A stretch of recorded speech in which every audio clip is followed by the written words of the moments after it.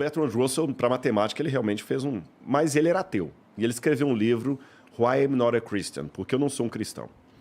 E ele dizia, mas ele era ferino contra a fé, contra a religião e com argumentos, porque o cara era... Pô. Aí ele pegou e escreveu, o único homem que a gente deveria valorizar seria Pitágoras. O mundo deveria reverenciar Pitágoras e não Jesus. Porque Jesus é um mito. Pitágoras deixou um legado. Agora, ao mesmo tempo que era um gênio, culto, ganhou o prêmio Nobel na área de matemática, com todo respeito, que asneira Bertrand Russell disse. Sabe por quê? Se você for checar a um especialista em história grega, nós não temos nem certeza se Pitágoras existiu. E o famoso teorema que leva o nome dele já era usado pelos gregos, pelos egípcios, séculos antes dele. Até o título Teorema de Pitágoras é um mito. Porque não existe nenhuma... E se tiver um matemático não assistindo, ele pode falar se eu estou falando bobagem ou não. Não existe nenhuma confirmação arqueológica, histórica, que Pitágoras sistematizou o famoso Teorema de Pitágoras. E os egípcios já usavam na sua engenharia e tudo mais. E até hoje eu não vejo nenhum matemático ateu pedindo desculpas por falar do Teorema de Pitágoras. E até se Pitágoras existiu, se ele existiu, eu acredito que ele existiu, o máximo que a gente sabe é que talvez ele foi um cara mais místico do que um matemático.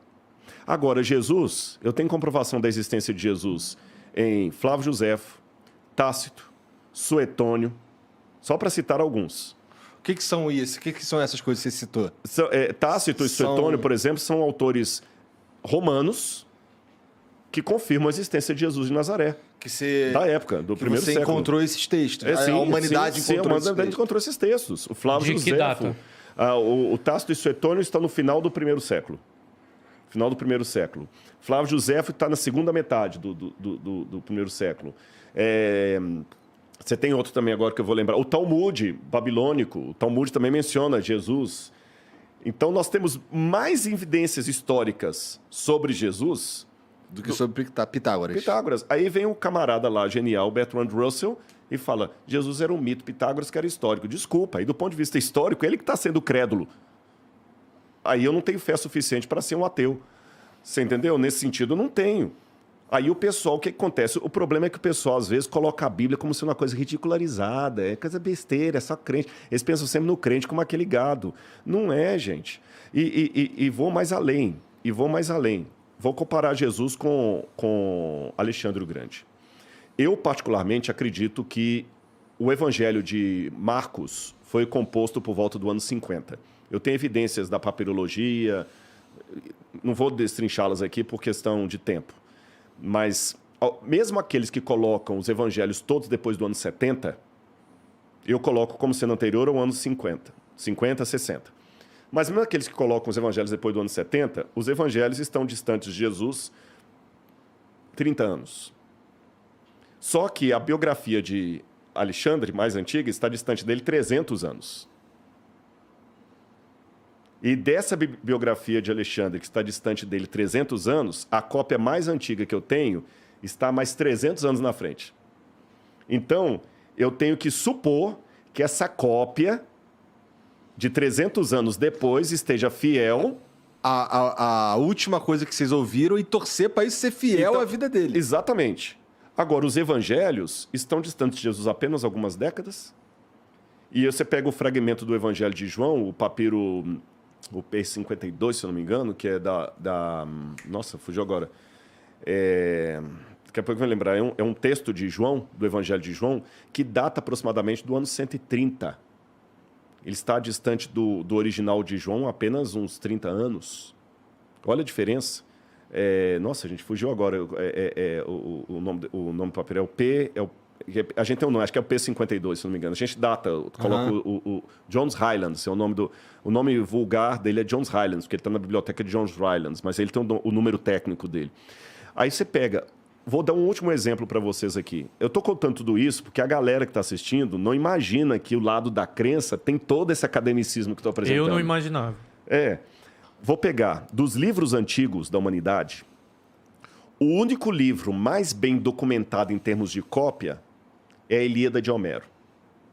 A Ilíada de Homero. Esse tem muitas cópias. Tem umas 1000... Estou falando cópias antes da invenção da escrita, tá? Da imprensa, de Gutenberg. Nós temos umas 1.400 cópias da Ilíada de Homero. Fora a Ilíada de Homero, quando eu pego, por exemplo, as Guerras Gaulesas de Júlio César, eu tenho 6 cópias.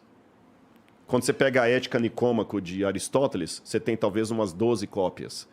Quando você pega a Tetralogia, você tem umas 5, 6 cópias. Uma disparidade absurda. Aí, quando eu pego só o Novo Testamento grego, eu tenho mais de 5.800 cópias. Só o Novo Testamento em grego. Não estou contando as cópias em hebraico. Quando tu fala Novo Testamento, é todo o Novo Testamento? Todo o Novo Testamento. Eu tenho mais de 5.800. É possível que não tenha se deturbado alguma coisa aí. Não, pelo contrário. Quanto maior o número de cópias, é o inverso. Quanto maior o número de cópias, maior é a chance de eu saber como era o original. Nossa, que curioso. O porque oposto, você tecnicamente falando, é o consegue contrário. comparar o que tem de diferente entre esse monte de cópia. Exatamente. Por quê? Porque se eu só tenho 2 cópias disso aqui, e uma está falando Bernardo, outra está falando mercado... Não, aí ferrou. Eu tenho 50% de chance de estar certo uma ou outra. Agora, se eu tenho 10 cópias e 9 estão falando mercado e só uma está falando Bernardo, eu consigo saber qual que era o original. Sim. Uhum. Você entendeu? E isso eu estou contando só o texto grego. Se eu pegar as traduções dos pais da igreja, as primeiras traduções da Bíblia ali, eu vou para mais de 42 mil cópias da Bíblia. Agora que vem o irônico da história. Nenhum livro, nem a Eneida de Virgílio, nem os diários de Marco Aurélio, nada, nenhum livro foi tão perseguido, proibido e destruído quanto a Bíblia Sagrada. E naquela época, fazer uma cópia de um livro era como construir um Rolls Royce manualmente, porque era muito caro o papiro. E os cristãos eram pobres na sua maioria. Eram pobres. E muitas Bíblias foram queimadas, destruídas. Na época de Diocleciano, por exemplo, ele mandou queimar todas as Bíblias. E mesmo quando o catolicismo teve a sua hegemonia na Europa, havia um cânon, por exemplo, eu vou lembrar qual é o nome do Papa aqui, que ele proibia os cristãos de terem Bíblias. E Bíblias eram queimadas a rodo. Nenhum livro foi tão queimado. Agora, olha o contraste da história. A Bíblia foi o livro mais queimado, mais destruído, mais proscrito, mais proibido, e é o livro que deixou a maior quantidade de cópias manuscritas. Os livros que não eram proibidos não foram tão bem preservados. Mas isso se dá à importância da Bíblia. A Bíblia, o poder da palavra está ali. Uhum, exatamente. Tipo, até o filme O Livro de Eli retrata muito bem isso. O Livro de Eli. Que, cara, com a Bíblia, você pode mudar o mundo. Com a Bíblia, você pode fazer um bem absurdo, mas também pode fazer um mal absurdo com a Bíblia. Assim como é feito um mal com a Bíblia. A gente sabe disso.